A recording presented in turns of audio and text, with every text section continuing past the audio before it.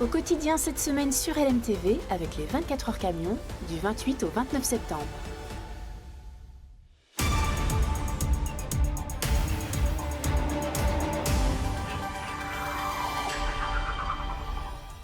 Bonsoir à tous, bienvenue dans Au quotidien avec ce soir à la présentation Laure Girard. Bonsoir Laure. Bonsoir Anthony, bonsoir à tous.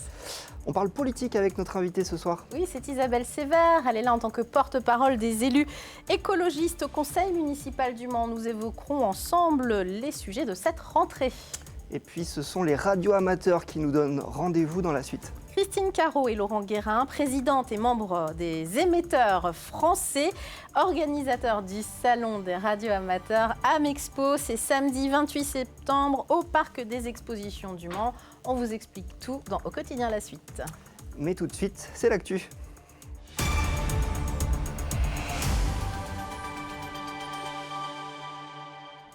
Bienvenue dans cette édition du 24 septembre avec au sommaire l'Université du Mans en grande difficulté financière. Et nous avons voulu comprendre à quoi correspondent les chiffres de déficit annoncés dans la presse. Réponse dans ce journal. Un roulage spectaculaire, vous le voyez, pour une Toyota hydrogène en plein centre-ville du Mans. C'était à l'occasion du congrès Le Mans Hydrogène. Et puis les vendanges seront tardives cette année et ça fait longtemps que ce n'était pas arrivé.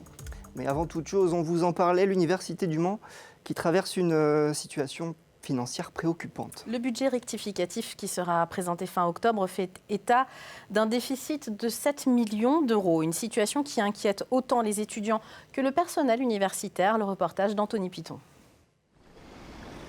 Une situation financière critique. À l'Université du Mans cette année, le déficit s'élève à 7 millions d'euros. Pour les étudiants, la situation est source d'inquiétude. Dans un CM, il y avait une étudiante qui était assise par terre, tellement il y avait trop d'élèves et que les profs étaient dépassés. Nous, les étudiants, on est un peu dans le flou dans la situation de nos études en fait. Seule certitude, la présidence de l'université prévoit de geler certains recrutements pour faire baisser la masse salariale. Il faudra faire avec moins d'enseignants pour de plus en plus d'étudiants. 12 500 cette année. On bricole, on fait de notre mieux, mais c'est pas satisfaisant au long cours parce que évidemment les étudiants commencent à se rendre compte que la qualité n'est pas toujours au rendez-vous. Du côté des syndicats, l'alarme est déjà tirée. Ils dénoncent une gestion qui met en péril l'ensemble de la communauté universitaire. Ça touche au-delà des personnels des universités, parce qu'on forme quand même les têtes pensantes et les adultes de demain. Il semblerait que les réponses qui soient apportées ou l'intérêt qui est apporté à la question est quand même relativement limité. Alors comment expliquer le trou dans la caisse ? Selon le président de l'université, il a fallu faire face à l'augmentation du coût de l'énergie et surtout avec la non-compensation par l'État de la hausse du point d'indice. Alors nos leviers, c'est optimiser nos recettes et puis aussi en termes de masse salariale, de voir comment on peut la faire diminuer parce qu'actuellement notre masse salariale pèse beaucoup en fait sur notre budget. On a pas mal d'heures complémentaires et aussi d'heures de vacations effectuées par des vacataires, de voir comment on peut ajuster le nombre d'heures par rapport aux effectifs que nous avons. En attendant, l'université puise dans son fonds de roulement qui ne cesse de s'amenuiser. Une réserve de précaution qui correspond aujourd'hui à moins de 15 jours de dépenses. Jour de grève ce mardi à l'EHPAD de Roisey-sur-Sarthe. Cela fait plus d'un an que ça dure. Après des débrayages en octobre et en février dernier, les soignants de l'EHPAD de Roisey-sur-Sarthe ont de nouveau fait entendre leur voix ce mardi. Malgré 2 réunions de travail, les salariés ne sont toujours pas satisfaits des conditions dans lesquelles ils exercent. Voici ce qu'ils demandent. Une réorganisation de notre plan de travail, en fait, beaucoup plus de considération, qui se rendent compte de la réalité du terrain et on arrête les glissements de tâches en fait. L'ASH ne doit pas donner les médicaments, aujourd'hui on donne les médicaments. On met les bandes Somos, on fait des petits pansements. L'AS met les bandes Somos qu'elle n'a pas le droit. L'infirmière fait beaucoup d'administration en fait, beaucoup de papier. Donc tout ça, c'est des glissements de tâches en fait. Et on parle maintenant des vendanges, elles seront tardives cette année. Et oui, la récolte n'a pas encore commencé alors qu'elle débute en septembre depuis une dizaine d'années. Mais alors, qu'est-ce que ça va changer concrètement ? À quoi peut-on s'attendre pour cette nouvelle cuvée ? Élément de réponse avec Colin Ancel. Ne vous fiez pas aux apparences, la récolte n'a pas encore commencé. Pour les Janières et Coteaux du Loir, la météo a décalé les vendanges, principalement le printemps assez frais, mais cela n'inquiète pas vraiment les vignerons. Ça apportera certainement quelque chose. Il y a 15 ans, on vendangeait au mois d'octobre aussi, donc on va retrouver des vins peut-être plus sur la légèreté, sur le côté plutôt aromatique, parce que les nuits fraîches sont positives pour le côté aromatique. C'est l'idée que j'en ai pour le moment, mais j'en saurai plus quand j'aurai fait les premières récoltes. Mais pour le moment, on est sur une récolte qui est plutôt jolie. Pour choisir le moment propice, des tests sont effectués toutes les semaines depuis début septembre. Pour cela, on récolte des raisins et on en extrait le jus pour mesurer le degré potentiel et l'acidité. Ça a bien avancé là en fait. On est sur un premier Ronis, on est à 11,5 et 6,60 d'acidité, donc c'est plutôt bien. Pour vendanger, on a un cahier des charges et il faut 1 degré minimum pour les appellations. Pour commencer à vendanger, 1 degré minimum, c'est tout. L'acidité, il n'y a pas de degré mini ou maxi, seulement les sucres. Il doit y avoir un enrichissement en sucre suffisant pour pouvoir commencer à vendanger. Si on a encore cette météo, on va dire pendant 3 semaines, en tout cas sans eau, on va dire, normalement on peut espérer un beau millésime. Un millésime dont les premières bouteilles commenceront à être commercialisées au printemps prochain. Du rallye ce mardi dans les rues du Mans avec la Yaris Hydrogène. Des dérapages et des accélérations tonitruantes. Plusieurs véhicules à hydrogène étaient présentés devant le Palais des Congrès ce mardi, dont cette voiture de rallye conçue par Toyota Gazoo Racing est dévoilée pour la première fois en Europe. Anthony Piton. Démonstration de pilotage avec la GR Yaris Hydrogène. Un prototype de rallye conçu avec une technologie encore expérimentale. Un moteur à combustion qui fonctionne à l'hydrogène. Il manquait un truc aux voitures de course à hydrogène, c'est le bruit. Ça ne sonnait pas comme une voiture de course. C'était donc l'un de nos principaux objectifs sur cette voiture, lui donner le bruit d'une voiture de course. La voiture a été entièrement développée en Europe, avec un moteur 3 cylindres turbo standard, spécialement adapté. La principale modification est visible dans le coffre. Le réservoir d'essence a été remplacé par un réservoir d'hydrogène. Fondamentalement, là, pendant l'hiver, on va faire des modifications, des améliorations. Et au début de l'année prochaine, on va aller sur plus d'événements en Europe. La Yaris Hydrogène et son moteur expérimental doit aussi être testé dans les conditions éprouvantes de la course automobile. Et on reste au Mans avec les travaux des chronolignes qui débutent bientôt. Oui, les voitures vont rouler beaucoup moins vite, vous allez le voir. Coup d'envoi donc de ces travaux pour les chronolignes lundi prochain, le 30 septembre, dans tous les quartiers concernés. Conséquence, la circulation risque d'être un peu plus compliquée. Le tunnel Wilbur Wright sera fermé dans le sens descendant à partir de mi-octobre jusqu'à mi-janvier 2025, durant 3 mois.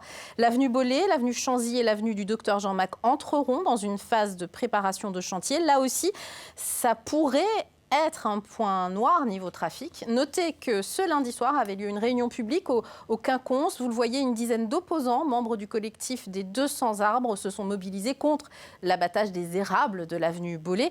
Ils continuent de demander un moratoire, le temps d'élaborer un projet alternatif, et ont déposé un recours contre l'autorisation délivrée par la préfecture. Notre invitée, c'est Isabelle Sévère, conseillère municipale et conseillère communautaire Les Écologistes. Merci d'être avec nous sur ce plateau en cette rentrée pour les écologistes, entre autres. Alors un mot d'abord sur ce projet chronoligne qu'on vient de voir, avenue Bollé, les érables de la discorde, on va dire, entre militants depuis des mois et la municipalité. On a appris que les arbres devaient être coupés au début des vacances de la Toussaint dans ces eaux-là, en octobre. Comment vous vous positionnez en tant qu'écologiste sur ce sujet-là ? C'est un sujet très complexe, ces chronolignes. C'est d'un beau projet, d'abord, il faut le rappeler. C'est un projet de mobilité intéressant et c'est surtout un projet de requalification urbaine. Il ne faut pas l'oublier. Mais moi, j'ai envie de dire, au nom des élus écologistes, et on l'a fait savoir également au maire, que pour des projets aussi impactants sur la ville, vous l'avez rappelé, Chanzy, Bollé, Echtal et d'autres secteurs du Mans, ça a un impact émotionnel. On le voit bien là, avec les arbres, ça pose un vrai problème. Moi, je pense, et nous pensons, et nous l'avons dit à plusieurs reprises, que la méthode n'était pas la bonne, qu'il aurait fallu peut-être davantage concerter, davantage co-construire avec les habitants, comme l'a fait Rémi Battiot sur au moins 3 ans sur le projet Voltaire-Cordelet. Et plutôt que d'avoir des informations descendantes qui heurtent en fait les gens, plutôt essayer de co-construire avec eux pour essayer de voir effectivement les aménagements possibles et rendre surtout acceptable un projet qui en soi est intéressant et évidemment va changer l'allure de la ville. C'est une méthode que vous voulez écolo, c'est-à-dire plus de concertation pendant la construction des projets, quitte à ce que ça prenne un peu plus de temps en termes de concertation. Tout à fait, mais ça demande plus de temps, c'est clair, et ça demande aussi beaucoup plus de pilotage, peut-être mettre des gens spécialisés dans ces techniques de concertation. On peut faire appel à des cabinets qui travaillent spécifiquement dans plein de villes là-dessus, et ça c'est un vrai enjeu de co-construire avec les gens pour justement rendre acceptables les projets. Alors, malgré le fait que les élus écologistes, on ne va pas revenir là-dessus, se sont fait écarter des postes d'adjoint au conseil municipal du Mans au début du mandat de Stéphane Le Foll, vous travaillez dur. Vous avez tenu à le faire savoir lors d'une conférence de presse ce lundi. Et en effet, les sujets ne manquent pas sur lesquels vous avez œuvré. Et pour le faire savoir, vous avez refondé votre site internet. C'est un outil intéressant pour vous. On va donner la nouvelle adresse. Il y a l'ancienne, mais la nouvelle, c'est écologiste-lemans.fr, tout simplement. On voit le site internet très très clair avec les actus et les dossiers sur lesquels vous travaillez. Tout à fait. Et alors, je rappelle donc ce site, il est vraiment fait pour rendre beaucoup plus transparent l'action de ce que nous faisons, accessible aussi aux gens. Alors effectivement, là, l'adresse encore, c'est élu Le Mans ELV, mais prochainement, ça va s'appeler écologistelemans.fr. C'est une refonte liée au national. Et nous pouvons y voir, et les citoyens pourront y voir, l'action des élus écologistes qui restent en charge, notamment à la métropole. Oui, sur Le Mans et la métropole. La métropole. Je rappelle que le plan solaire est mené par Jacques Gouffet, notamment. Il y a eu plus de 100 centrales solaires d'installer. Les aménagements urbains sont pilotés en grande partie par Rémi Battiot. Je pense notamment à l'aménagement de Voltaire-Cordelay. C'est la poursuite du boulevard Nature menée par Florence Pain. Et aussi tout le projet Chronovélo qui est piloté aussi par Thierry Touche. Voilà, donc il y a quand même beaucoup de choses. Je dirais que la transformation écologique commence, c'est aussi les écologistes qui la font. C'est très concret, notamment dans le domaine des mobilités. Alors l'énergie, vous en avez parlé. Les mobilités, la Chronovélo, ce sera 315 km qui vont à terme relier une vingtaine de communes de la métropole. C'est un projet considérable qui va commencer la première étape en novembre. Là. Tout à fait. Et là, on en est en fait sur le réseau structurant, donc les grosses structures. On est sur les études encore. Donc c'est pour ça que les gens ne voient encore rien ne voient pas apparaître sur le concret. Mais après, il faudra faire toutes les ramifications au réseau existant. Et ça va apparaître là dans quelques années, évidemment. Et ça va très nettement améliorer notamment le réseau cyclable au Mans et dans la métropole. Des projets concrets en local dans un contexte national particulier. Je ne vais pas vous demander de réagir sur ce nouveau gouvernement. Néanmoins, ces législatives anticipées ont montré que les gauches pouvaient se fédérer et pour vous, c'est une bonne nouvelle et que les écologistes en aient fait partie finalement.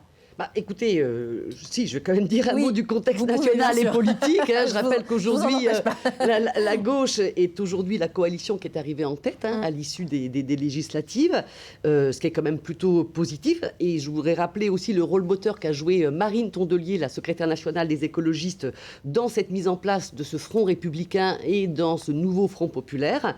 Donc nous avons aussi gagné davantage d'écologistes au Parlement. La séquence électorale, elle montre quand même qu'effectivement, c'est quand la gauche est unie qu'elle arrive à gagner dans les urnes, et ça c'est quand même quelque chose d'important. Il faut qu'elle soit unie dans toute sa diversité et dans sa complémentarité évidemment.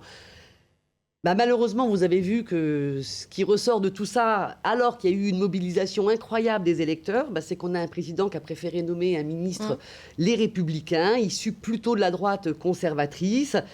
Et je dirais que c'est encore un nouveau tournant dans la Macronie, dans le sens où on est passé de la droite conservatrice libérale à une droite traditionnaliste, limite réactionnaire quand même, qui a pour beaucoup voté contre l'IVG, contre l'institutionnalisation de l'IVG dans la Constitution, contre les politiques de transition, les thérapies de conversion, un durcissement des politiques migratoires. Mais ça ne va pas dans le bon sens pour la femme de gauche et écologiste que vous êtes, tout à fait. Et ça, dans un contexte, je dirais, de montée du Rassemblement national, on voit qu'aujourd'hui, les ministres, je pense notamment à Retailleau, sont en train de complètement surfer sur les valeurs du Rassemblement national.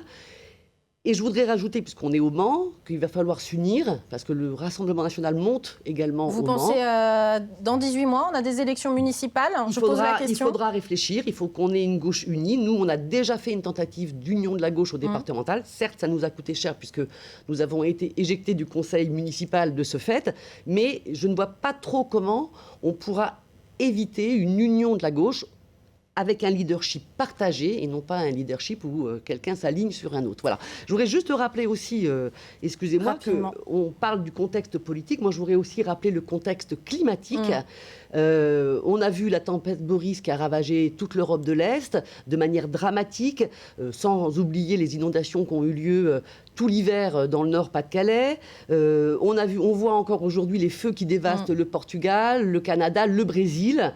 Et je voudrais dire que malgré le fait que l'été en France nous est paru, nous, un peu plus pourri et un peu plus doux que d'habitude, en fait, c'est quand même l'été le plus chaud que l'humanité n'ait jamais connu.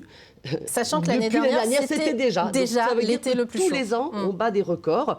Et ça montre que l'écologie politique est évidemment nécessaire. Et ce n'est pas parce qu'on met moins en avant, notamment dans les médias nationaux, ce problème du réchauffement climatique qu'il faut ne pas en parler. Au contraire, c'est au cœur de nos politiques et il y a besoin d'écologie politique. On voit que la rentrée pour les écologistes au Mans et dans la Sarthe est bien lancée avec beaucoup de travail et de pain sur la planche. Merci Isabelle Sévère d'être venue sur notre plateau. Merci à vous. Un mot maintenant sur l'événement qui sera mercredi, enfin demain, à la clinique du Pré, les urologues qui organisent une grande journée d'information et de prévention. Oui, à l'occasion de la journée européenne de l'urologie, les médecins vous présenteront les maladies de l'appareil urinaire et leur traitement. Un rendez-vous gratuit ce mercredi de 9h à 18h dans le hall d'accueil de la clinique du Pré. À noter une conférence grand public dès 17h30 avec pour thème les nouveaux traitements de l'adénome de la prostate et les traitements focalisés du cancer de la prostate.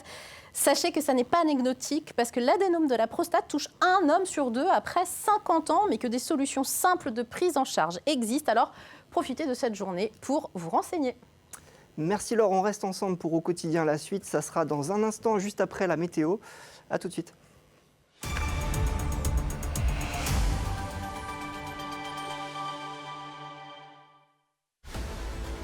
Au quotidien cette semaine sur LMTV avec les 24 heures camions du 28 au 29 septembre.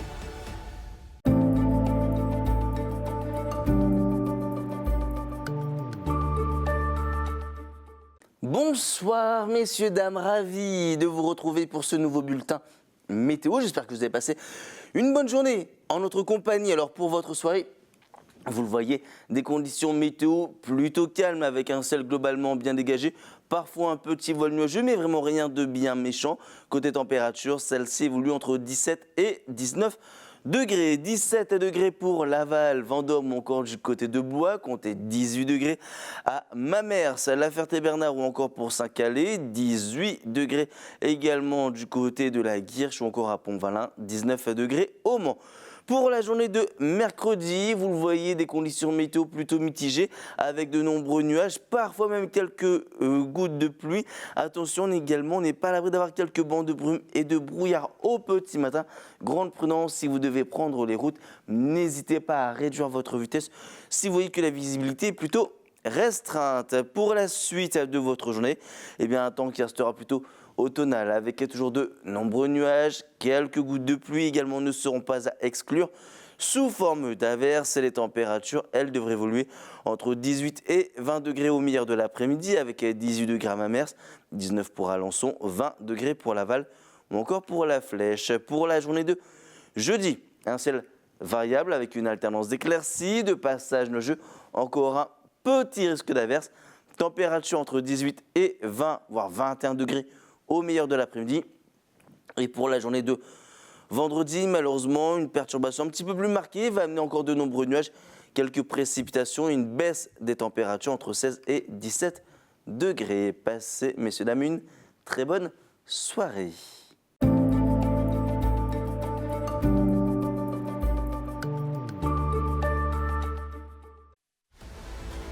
Au quotidien cette semaine sur LMTV avec les 24 heures camions du 28 au 29 septembre.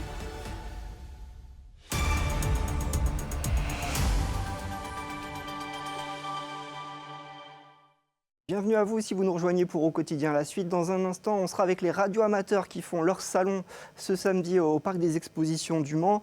Mais d'abord, on jette un coup d'œil à la qualité de l'air avec notre partenaire RPI de la Loire, avec une bonne et une mauvaise nouvelle. D'abord, le vent qui disperse les polluants, et c'est la bonne nouvelle. Mais la mauvaise, c'est les concentrations en ozone qui se maintiennent, ce qui détermine un indice moyen sur toute la région Pays de la Loire.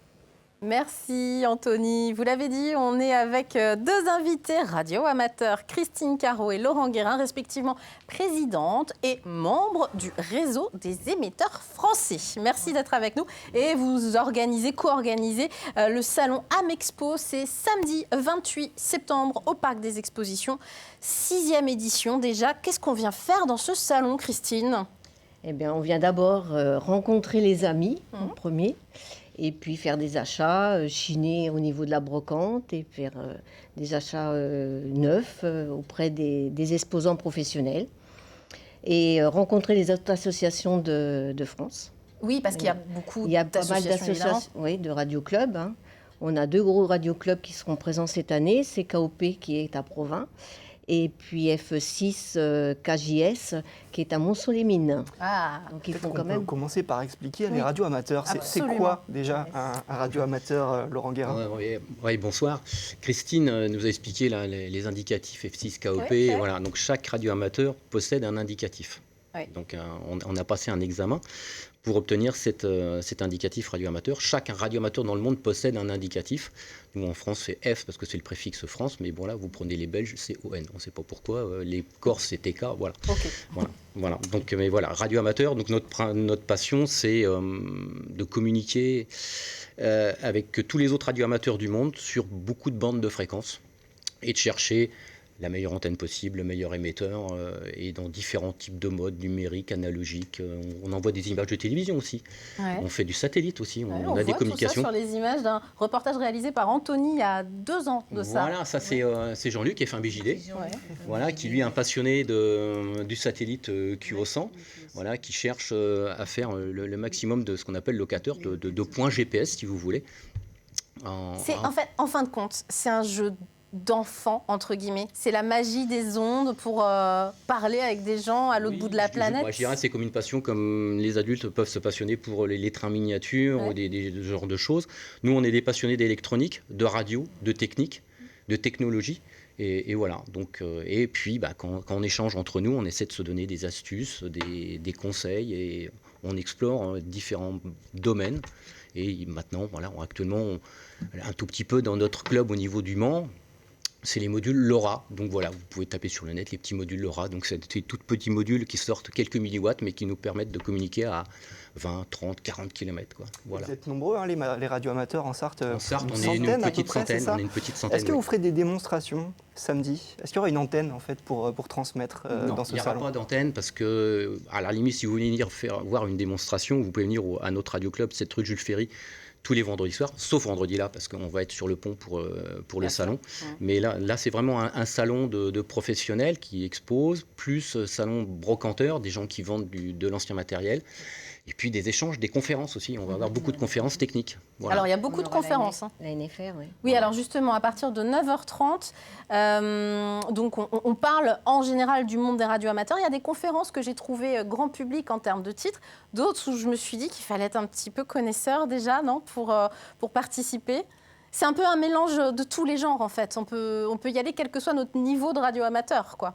Ah oui. Oui, tout à fait. Mais là, après, les conférences, c'est dans des domaines bien spécifiques. Donc, il va y avoir une conférence de la NFR, l'Agence nationale des fréquences. Alors voilà, à 14h30, je le dis, conférence de Catherine Gabet et Didier Grandisson, le spectre des Jeux Olympiques Paris 2024. Que viennent faire les JO là-dedans, Christine ? Les JO, il y a une partie de notre bande de fréquences qui a été réservée pour les JO au niveau par la NFR. Donc on a laissé une petite partie de nos fréquences pour que les JO aient lieu. Pourquoi ça alors ? Si vous voulez, le spectre c'est pas élastique. Hein. Donc c'est-à-dire qu'on a on a des canaux, des fréquences.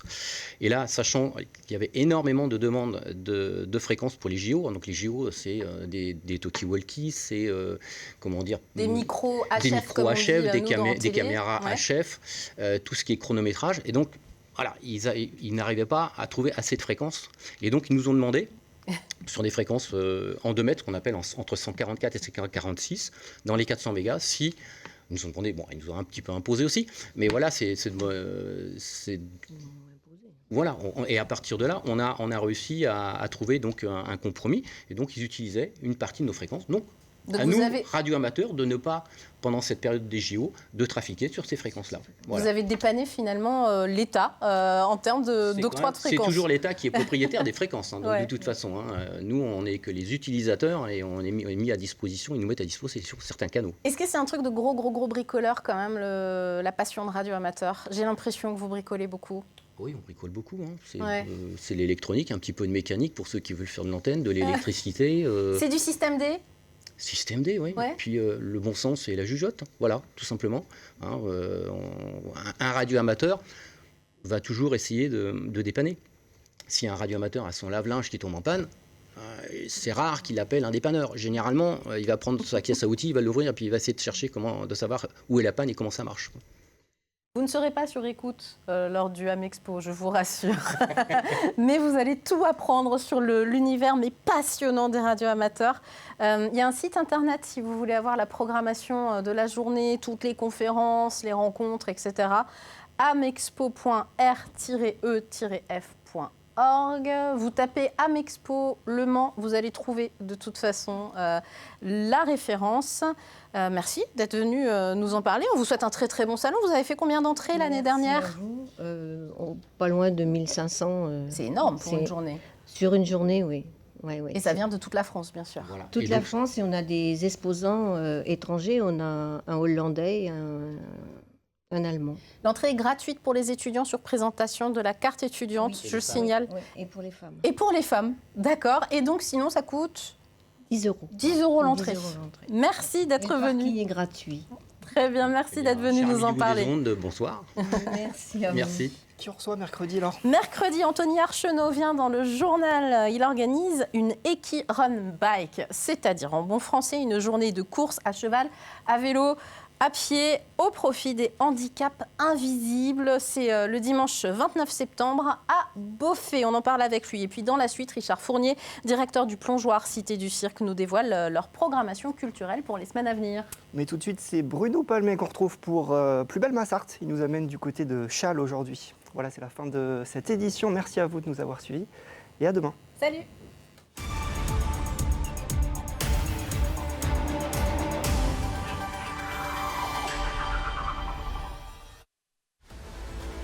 Au quotidien cette semaine sur LMTV avec les 24 heures camions du 28 au 29 septembre.